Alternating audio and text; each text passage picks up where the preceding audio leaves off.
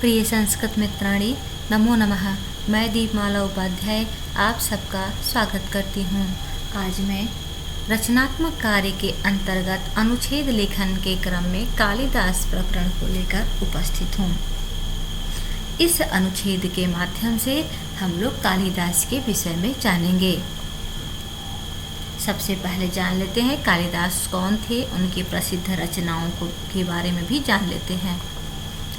महाकवि कालिदासः न केवल भारतस्य प्रत्येक विश्वस्य श्रेष्ठ कवि अस्ति। मतलब महाकवि कालिदास केवल भारत के नहीं बल्कि विश्व के श्रेष्ठ कवि हैं। तस्य द्वे महाकाव्ये रघुवंश कुमार संभवम। उनके दो महाकाव्य है रघुवंश और कुमार संभवम। यहाँ पर ये भी कर सकते हैं महाकवि कालिदासस्य त्रीणि नाटकानि मालविकाग्निमित्रम विक्रमोर्वशीयम अभिज्ञान शाकुंतलम च इति।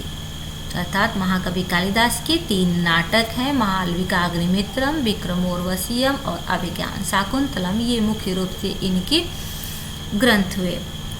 महाकवि कालिदासस्य प्रतिभा सर्वतोमुखी अस्ति। तत्र कृत्रिमता क्लिष्टता च किंचित मात्रापि नास्ति। यानी उनके काव्यों में कृत्रिमता अर्थात बनावटी और क्लिष्टता कठिनाई किंचित नाम मात्र अपि नास्ति, थोड़ी भी नहीं है, बिल्कुल आसान है। महाकवि कालिदास गीति काव्यम च मेघदूत ऋतुसंहारम।